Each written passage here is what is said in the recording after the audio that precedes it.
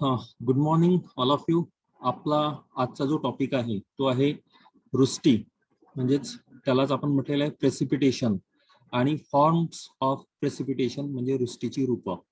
आता वृष्टी म्हणजे काय, आपण काल हा आपला टॉपिक जो आहे तो सुरू केलेला होता. एकदा आपण पुन्हा वृष्टी म्हणजे काय बघू आणि त्याच्यानंतर वृष्टीची कोणकोणती रूपं आहेत त्या रूपांचा जो आहे तो अभ्यास आपण या ठिकाणी करणार. आता बघा इथे काय म्हटलेलं आहे की बाष्पयुक्त हवेचे तापमान, जी बाष्पयुक्त हवा, बाष्पाने परिपूर्ण असलेली हवा, त्या हवेचे तापमान दवबिंदू तापमानाच्या पातळीपर्यंत कमी झालेली हवा बाष्प संपृक्त बनते. म्हणजे ती हवा काय बनते, बाष्प संपृक्त बनते. त्याहीपेक्षा तापमानात काय घट जर झाली, त्याहीपेक्षा जर तापमानात जर घट झाली तर काय होते, सांद्रीभवनाची क्रिया होते आणि हवेतील अदृश्य बाष्प हे आपल्याला आकाशात किंवा पृथ्वीवर दृश्य स्वरूपात अनुभवास येते. त्याला आपण म्हणतो वृष्टी. म्हणजे हवेतील जे अदृश्य बाष्प आहे ते दृश्य स्वरूपात आपल्याला दिसते. त्या दृश्य स्वरूपाच्या बाष्पाला आपण काय म्हणतो, वृष्टी म्हणतो. म्हणजे जे बाष्प आपल्या डोळ्यांनी दिसत नाही, जे अदृश्य असतात, त्याचं जेव्हा ते दृश्य रूपात दिसतात त्याला आपण वृष्टी म्हणतो. आता हे वृष्टी म्हणजे नुसतं पर्जन्यच नाही, तर वेगवेगळ्या रूपात ही वृष्टी असलेली आपल्याला दिसते. त्याची काही व्याख्या आपल्याला इथे दिलेली आहे की पृथ्वीच्या पृष्ठभागावर किंवा अवकाशात वातावरणातील बाष्प दृश्यमान होण्याच्या रूपाला आपण वृष्टी असं म्हणतो. पृथ्वीच्या पृष्ठभागावर किंवा अवकाशात वातावरणातील बाष्प दृश्यमान होण्याच्या रूपाला वृष्टी म्हणतो. आता इथे नंतरची एक व्याख्या दिलेली आहे की वातावरणातील बाष्पाचे सांद्रीभवनामुळे जलकणात किंवा हिमकणात रूपांतरण होऊन योग्य त्या आकारमानानंतर पृथ्वीकडे वर्षाव होणे म्हणजेच वृष्टी. वातावरणातील बाष्पाचे सांद्रीभवनामुळे काय होते, त्या बाष्पाचं त्याचं रूपांतरण पुन्हा जलकणात किंवा हिमकणात होते. पुन्हा जलकणात किंवा हिमकणात होते. त्या रूपाला आपण म्हणतो या ठिकाणी वृष्टी. आता वृष्टी काय अतिशय व्यापक संकल्पना आहे. बरेचदा आपण इथे म्हटलेलं आहे की वृष्टी आणि पर्जन्य एकाच अर्थाने वापरतात, परंतु दोन्हीमध्ये काय आहे, दोन्हीमध्ये फरक आहे. ज्यावेळी हवेतील अदृश्य स्वरूपातील बाष्प सांद्रीभवनानंतर आकाशात किंवा भूपृष्ठावर दृश्य स्वरूपात दिसते त्याला वृष्टी असं म्हणतात. दृश्य स्वरूपात दिसते त्याला वृष्टी म्हणतात. तर वातावरणातील हवेत थोड्याफार प्रमाणात बाष्पाचे प्रमाण असते, त्यावेळी त्या बाष्पाचे जलकणात रूपांतरण होऊन ते पृथ्वीवर पडते, त्याला आपण पाऊस म्हणतो. म्हणजे पाऊस आणि वृष्टी ह्या दोन संकल्पना वेगवेगळ्या आहेत. आता वृष्टीच्या रूपामध्येच पावसाचा सुद्धा समावेश होतो. धुके, पाऊस, रिमझिम पाऊस या सगळ्या घटकांचा जो समावेश आहे, हा समावेश या घटकांमध्ये झालेला आपल्याला इथे दिसून येतो. म्हणून पाणी म्हणजे पाऊस आणि वृष्टी या दोन संकल्पना वेगवेगळ्या आहेत. आता मेघांमधून द्रव रूपात किंवा घन रूपात पडणारे पाणी म्हणजेच हिम, गारा, स्लीट व पाऊस ही वृष्टीची वेगवेगळी रूपे आहेत. त्यांना वृष्टी या संज्ञेत त्यांचा समावेश जो आहे, वृष्टी या संज्ञेत त्याचा आपण काय करतो, समावेश त्या ठिकाणी करतो. मग आता इथे वृष्टीची जी वेगवेगळी रूपं आहेत, त्या वृष्टीच्या वेगवेगळ्या रूपांचा सुद्धा अभ्यास आपल्याला इथे करायचा आहे. मग ती वृष्टीची वेगवेगळी रूपं कोणती, तर त्या रूपांकडे आपण बघू. आता ही जी आहे ही वृष्टीची वेगवेगळी रूपं आहेत. आता बघा इथे काय म्हटलेलं आहे, वातावरणातील अदृश्य स्वरूपातील बाष्प सांद्रीभवनानंतर धुके, दव, दहिवर, गारा, हिम, राईम, पर्जन्य इत्यादी दृश्य स्वरूपात भूपृष्ठावर दिसते, त्या सर्वांस मिळून वृष्टी असे नाव आहे. काय नाव आहे, वृष्टी. तरी प्रामुख्याने पृथ्वीवर हिम, गारा, पर्जन्य, सहिम याचा जो आहे तो वर्षाव होतो. आता हे इथे दिलेलं आहे, रेन, स्लीट म्हणजे सहिम, स्नो म्हणजे हिम, हेल म्हणजे गारा, राईम हा जो आहे हाही प्रकार यामध्ये येतो. त्या सगळ्या घटकांचा अभ्यास जो आहे तो अभ्यास आपल्याला इथे करायचा आहे.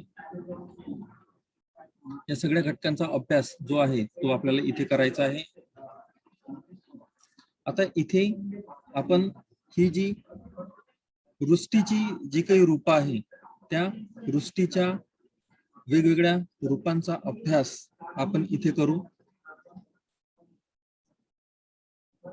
वृष्टीची जी रूपं आहेत त्या रूपांचा आपण इथे अभ्यास करू. त्यामध्ये बघा आता काय म्हटलेलं आहे, वृष्टीची रूपे, फॉर्म ऑफ प्रेसिपिटेशन.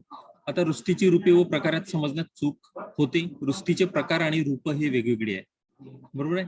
वातावरणात जी आर्द्रता असते तिचा वर्षाव विविध स्वरूपात होतो.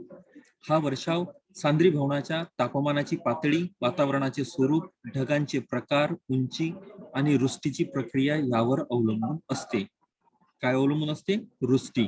आता याच्यामध्ये वृष्टीमध्ये प्रामुख्याने बघा काय दिलेलं आहे, पाऊस, कण वर्षा किंवा रिमझिम पाऊस, ड्रिझल ज्याला म्हटलं गेलं आहे. नंतर आहे हिमवृष्टी म्हणजे स्नोफॉल, गारा म्हणजे हेल आणि सहिम म्हणजे स्लीट इत्यादी घटकांचा जो समावेश आहे, हा समावेश या वृष्टीच्या वेगवेगळ्या रूपामध्ये झालेला आपल्याला इथे दिसून येतो. आता यामध्ये पहिला पॉइंट आहे या ठिकाणी पाऊस. इथे पावसाचा जो अभ्यास जो दिलेला आहे, पावसाची निर्मिती कशी होते त्याबद्दल या ठिकाणी जे आहे ते सांगितलेलं आहे. आता इथे बघा काय म्हटलं, काय पृथ्वीवरील जलाशयावरील पाण्यावर बाष्पीभवनाची क्रिया झाल्यामुळे. आता पृथ्वीवरील जलाशयामध्ये म्हणजे नुसतं जलाशयच नाही, समुद्र असेल, नद्या असेल, तलाव असेल, जे काही जलस्रोत असेल त्या जलस्रोतावरील पाण्यावर बाष्पीभवनाची क्रिया झाल्यामुळे वातावरणात हवेत बाष्पाचे प्रमाण मोठ्या प्रमाणात असते, कारण त्याच्यावरून बाष्पीभवनाची क्रिया होते. या बाष्पाचे सांद्रीभवन होऊन अधिक थंडीमुळे काय होते, म्हणजे वरच्या वातावरणात ती हवा गेल्यानंतर, सांद्रीभवनाची क्रियेपर्यंत ही हवा गेल्यानंतर त्याचे सूक्ष्म जलकणात रूपांतरण होते आणि अनेक जलकणांच्या संमिलनाने वातावरणात काय होते, या ढगांची निर्मिती होते आणि ते ढग तरंगत असलेले आपल्याला दिसतात. आता ढगातील जलकण सुमारे 0.01 ते 0.1 मिलीमीटर व्यासाचे असतात. अनेक जलकणांचे संघटन होऊन जलबिंदू तयार होतो. एका जलबिंदूत सुमारे किती 80 लाख जलकण असतात. आता हे जे सूक्ष्म जलकण असतात, हे जे सूक्ष्म जलकण जे आहेत, त्या सूक्ष्म जलकण म्हणजे एका जलबिंदूत जवळपास 80 लाख सूक्ष्म जलकण असतात. किती असतात? एका जलबिंदूत 80 लाख सूक्ष्म जलकण असतात आणि वातावरणातील या जलबिंदूचा आकार जेव्हा 1 ते 5 मिलीमीटर व्यासाचा झाला, ते वातावरणात न तरंगता ते पावसाच्या रूपाने भूपृष्ठावर पडते. म्हणजे ते वातावरणात तरंगू शकत नाही. त्या ढगांमध्ये पाणी जे आहे ते पाण्याच्या स्वरूपात जे ते जड जे आहे ते जलबिंदू झालेले आपल्याला दिसतात आणि ते पावसाच्या रूपाने या ठिकाणी भूपृष्ठावर पडते. परंतु हा पाऊस विशिष्ट जलबिंदूमुळे विशिष्ट भौतिक स्थिती म्हणजे हवेत पुरेसे बाष्प, ढगांचा मोठा विस्तार आणि बाष्पयुक्त हवेचे तापमान कमी झाल्यासच हा पर्जन्य जो आहे तो पडतो. एकंदरीत सरळ सरळ पावसाची तुम्हाला प्रक्रिया सांगतो. तापमान आवश्यक असते, तापमानामुळे बाष्पीभवनाची क्रिया घडते. आणि आपल्याला माहित आहे की भारतामध्ये मान्सूनच्या जो पाऊस आहे, मान्सूनच्या 2 शाखेच्या माध्यमातून भारतात पाऊस पडतो. त्यावेळेस भारताच्या दक्षिणेस असलेला हिंदी महासागर, त्यावर जे आहे ते तापमान आणि भारताचा जो भूभाग आहे यावर तापमान जास्त असते आणि त्यामुळे त्या ठिकाणी बाष्पीभवनाची जी क्रिया आहे त्या भागात जास्त चालते आणि तिथे जास्त दाबाचा प्रदेश निर्माण झाल्यामुळे तेथून जे बाष्प आहे ते बाष्प या भागाकडे वाहत आलेले आपल्याला या ठिकाणी दिसतात आणि मोठ्या प्रमाणावर भारतामध्ये जो आहे तो पाऊस होतो. मग त्यामुळे इथे काय पाहिजे, पावसाची जी प्रक्रिया आहे त्यामध्ये बाष्पीभवनाची क्रिया होणे गरजेचं आहे. त्यानंतर आर्द्रता जी आहे ती सापेक्ष आर्द्रतेपर्यंत पोहोचणे गरजेचं आहे. म्हणजे ती आर्द्रता 100% झालेली असावी आणि त्याच्यानंतर ती हवा दवबिंदूपर्यंत पोहोचल्यानंतर नंतर ती सांद्रीभवनामध्ये त्याचं रूपांतरण होईल. जे हवेत पसरलेले जे काही बाष्प आहे त्या बाष्पाचं रूपांतरण जलकणात होईल आणि ते सूक्ष्म जलकण एकत्रित येऊन ढगांची निर्मिती होईल आणि त्या ढगातील जलबिंदू जेव्हा ते जलकण एकत्र होऊन ते जलबिंदूचा आकार वाढेल, ते त्या ढगातील जे आहे ते वातावरणात जेव्हा ते तरंगू शकणार नाही त्याच्या वजनामुळे आणि नंतर ते पावसाच्या स्वरूपात जे आहे ते भूपृष्ठावर पडेल, त्याला आपण म्हणतो पाऊस. तो काय आहे? तो झाला तिथला पाऊस. म्हणजे ती झाली पावसाची प्रक्रिया. ती झाली पावसाची प्रक्रिया. त्या ठिकाणी पावसाची प्रक्रिया झालेली आपल्याला इथे दिसून येते. म्हणजे या स्वरूपात हा पाऊस पडत असलेला आपल्याला या ठिकाणी दिसून येतो. म्हणजे अशी जी प्रक्रिया आहे ही प्रक्रिया पावसाची प्रक्रिया झालेली आपल्याला या ठिकाणी दिसून येते. आता पावसानंतरची दुसरी प्रोसेस या ठिकाणी जी समजून सांगितली ती आहे रिमझिम पाऊस.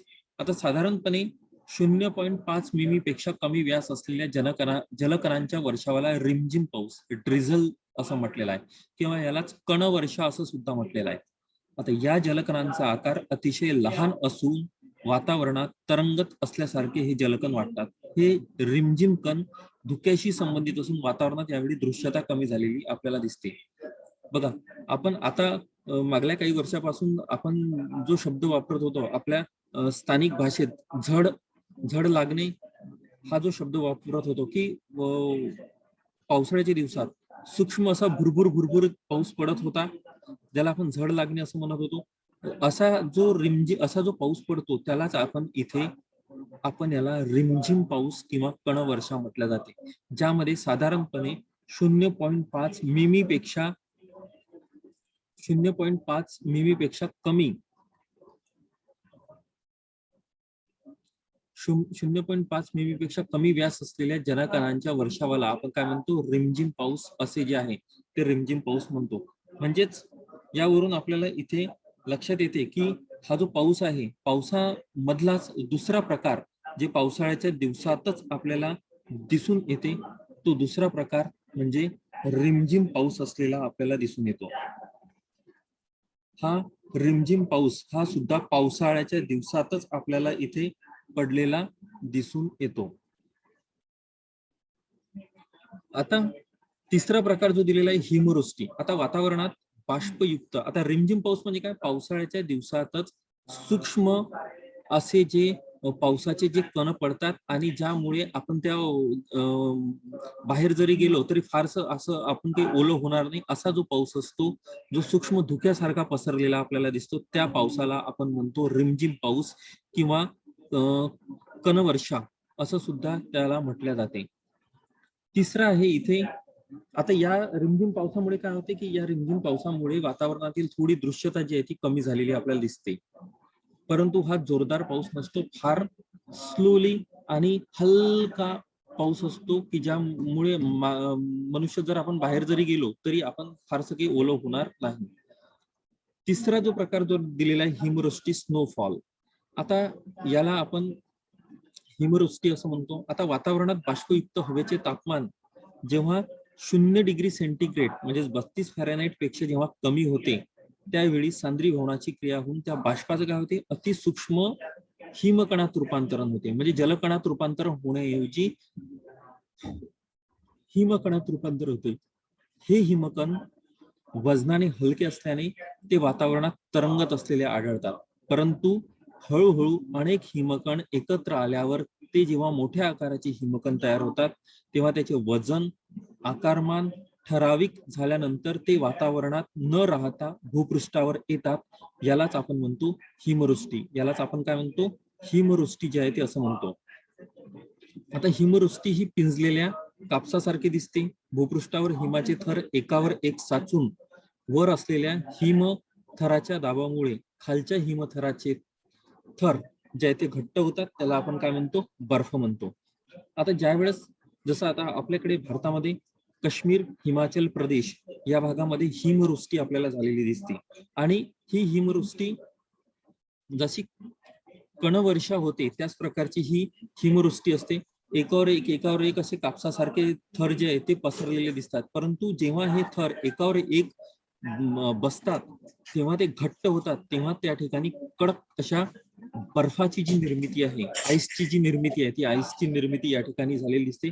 त्याला म्हटलं गेलेलं आहे हिमवृष्टी. मग पावसाच्या एकदम वेगळी म्हणजे बाष्पयुक्त हवेचे तापमान जेव्हा 0 डिग्रीच्या वर असेल तेव्हा पावसाची निर्मिती होईल, परंतु 0 डिग्रीच्या खाली असेल त्यावेळेस जलकणाऐवजी तिथे हिमकणांचं रूपांतरण होते आणि हे हिमकण जे आहे ते पडायला सुरुवात होते. त्याला आपण म्हणतो हिमवृष्टी. काय म्हणतो आपण त्याला, हिमवृष्टीची प्रक्रिया या ठिकाणी झालेली आपल्याला इथे दिसून येते.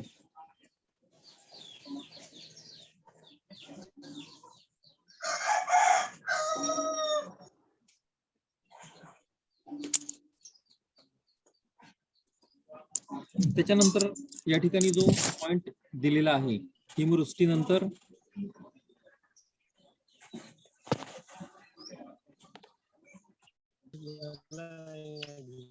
गारा हा सुद्धा एक पॉइंट दिलेला आहे. आता गारा जे आहे ह्या हवेच्या आरोहणामुळे म्हणजे हवा जी आहे ते ऊर्ध्ववरती जे आरोहण होते त्या जोरदार वादळी पाऊस पडतो, त्यावेळी या गारांची निर्मिती झालेली आपल्याला दिसते. आता गारांची निर्मिती कशी होते? आता आकाशात क्युमुलो निंबस प्रकारचे काळे ढग असतात. कोणते ढग?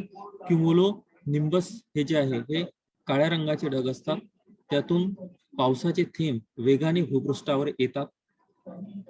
आता हे भूपृष्ठावर येणारे जे पावसाचे थेंब आहे हे जेव्हा भूपृष्ठाकडे वेगाने येतात तेव्हा त्या वादळी परिस्थितीत हवेचे ऊर्ध्वगामी प्रवाह जे आहे ते जोराने वाहून पाण्याचे थेंब हवेच्या झोताबरोबर उंचावर ढकलले जातात. काय होते? वादळी परिस्थितीत हवेचे ऊर्ध्वगामी प्रवाह जोराने वाहून पाण्याचे थेंब हवेच्या झोताबरोबर उंचावर ढकलले जातात. आता जेव्हा हे पाण्याचे थेंब उंचावर ढकलले जातात तेव्हा तेथील गार हवेमुळे म्हणजे थंड हवेमुळे पाण्याचे थेंबाचे घनीभवन होऊन म्हणजे त्याचं टेम्परेचर कमी होऊन त्याचं रूपांतरण काय होते? गारामध्ये होते. म्हणजे हे जे पाण्याचे थेंब जेव्हा पाऊस येतो आणि वादळी परिस्थिती ज्यावेळेस अचानकपणे निर्माण होते तेव्हा हवेच्या ऊर्ध्ववर्ती झोतामुळे हे पाण्याचे थेंब जेव्हा वरच्या भागात अजून जे आहे ते जातात आणि त्याचं जे तापमान आहे तापमान अजून कमी होते. 0 डिग्रीवर त्याचं तापमान जाते आणि त्या जलबिंदूचं रूपांतरण डायरेक्ट काय होते? त्या घनीभवनात होते म्हणजे हिमकणात होते. आणि हे जेव्हा एकत्रित येऊन जे गोलाकार एकत्रित येऊन जेव्हा ते जमतात आणि वातावरणात जेव्हा ते खाली येतात तेव्हा त्याचा आकारमान त्या जलबिंदू जे आहे ते एकत्रित होऊन त्याचं आकारमान वाढलेलं असते आणि त्याचं रूपांतरण गारांमध्ये झालेलं आपल्याला दिसते. आता या गारांचं आकारमान वाढल्यामुळे ते पुन्हा वर जाऊ शकत नाही व एकमेकांना धडक मारून परस्परात गुंतून ते भूपृष्ठावर पडतात. गारा सर्वसाधारणपणे 3 ते 4 सेंटीमीटर व्यासाच्या सुद्धा असतात किंवा काही काही ठिकाणी त्याहीपेक्षा जास्त व्यासाच्या गारा ज्या आहेत त्या पडत असलेल्या आपल्याला दिसतात. म्हणजे आता इथे काय म्हटलेलं आहे बघा, हवेच्या आरोहणामुळे जोरदार वादळी पाऊस पडतो. हवा ज्यावेळेस ऊर्ध्ववर्ती पद्धतीने हवेचं जेव्हा आरोहण होते त्यावेळेस एखाद्या वेळेस जर वादळी परिस्थिती पावसाच्या वेळेस जर वादळी परिस्थिती निर्माण झाली तर कधी कधी या गारांची निर्मिती होते. आता आकाशात गारांची निर्मिती, आता पाऊस निंबस क्युम्युलो निंबस या प्रकारच्या ढगातूनच पाऊस पडतो आणि जेव्हा पावसाचे थेंब वेगाने भूपृष्ठावर येतात आणि वादळी परिस्थितीत हवेचे ऊर्ध्वगामी प्रवाह जोराने वाहून पाण्याचे थेंब या हवेच्या झोताबरोबर उंच वरच्या भागामध्ये जेव्हा ढकलल्या जातात तेव्हा त्याचं तापमान काय होते? अजून कमी होते आणि ते तापमान 0 डिग्री पर्यंत वरच्या भागात पोहोचल्यानंतर त्या जलबिंदूचं रूपांतरण हिमकणात किंवा घनीभवन होऊन त्याचं रूपांतरण काय होते? डायरेक्ट गारामध्ये होते आणि गारांचं आकारमान वाढल्यामुळे ते पुन्हा वर जाऊ शकत नाही. ते खाली गारा ज्या आहे त्या पावसाच्या पाण्याबरोबर त्या गारा ज्या आहेत त्या खाली पडतात.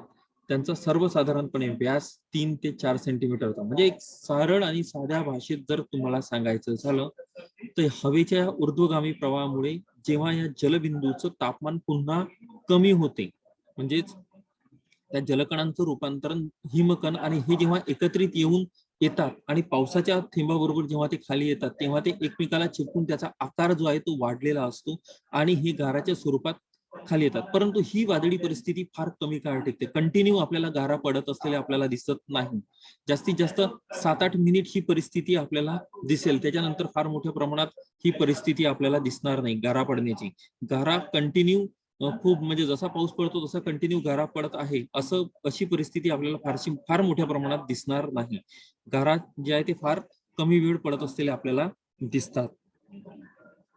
याच्यानंतर यामध्ये आहे सहिमवृष्टी, ज्याला आपण स्लिट म्हटलं. स्लिट हा जो प्रकार आहे सहिमवृष्टीचा, आता पाऊस आणि हिम याच्या मिश्र स्वरूपाच्या वृष्टीला आपण म्हणतो स्लिट, सहिम असं म्हटलं जाते. परंतु अमेरिकेत गोठलेल्या पर्जन्यास सहिम म्हणतात. अमेरिकेत काय म्हणतात? गोठलेलं जर पर्जन्य असेल म्हणजे पाऊस असेल आणि ते जर गोठल्या स्वरूपात असेल तर त्याला त्यांनी सहिम म्हटलं. आता इथे त्यावेळी काय होते की जलकण थंड थंड हवेतून जातात त्यावेळी ते गोठतात आणि हवेच्या अभिसरणामुळे हिमकण आणि अतिथंड जलकण अगदी जवळजवळ आल्यामुळे सहिम या वृष्टीच्या रूपाची निर्मिती होते. म्हणजे आता ही क्रिया शक्यतोवर थंड हवामानाचे जे प्रदेश असतात आणि समशीतोष्ण कटिबंधीय प्रदेश आहे या प्रदेशात काही प्रमाणात ही क्रिया घडून येते.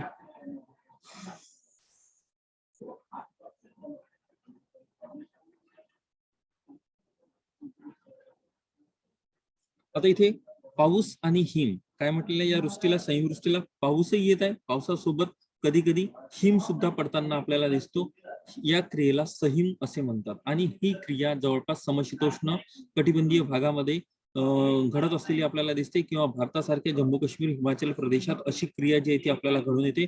पावसासोबत हिम सुद्धा पडतो कारण या प्रदेशातील तापमान जे आहे ते अचानकपणे 0 डिग्रीच्या खाली गेल्यानंतर त्या ठिकाणी पावसाच्या म्हणजे जलकणाऐवजी हिमकणात त्याचं रूपांतरण होते आणि त्या पावसासोबतच हिमकण सुद्धा सोबत खाली पडतात. आता त्यावेळी हे जलकण थंड होऊन हे जलकण जे आहे हे जलकण जेव्हा त्या थंड हवेतून जातात त्यावेळी ते गोठतात.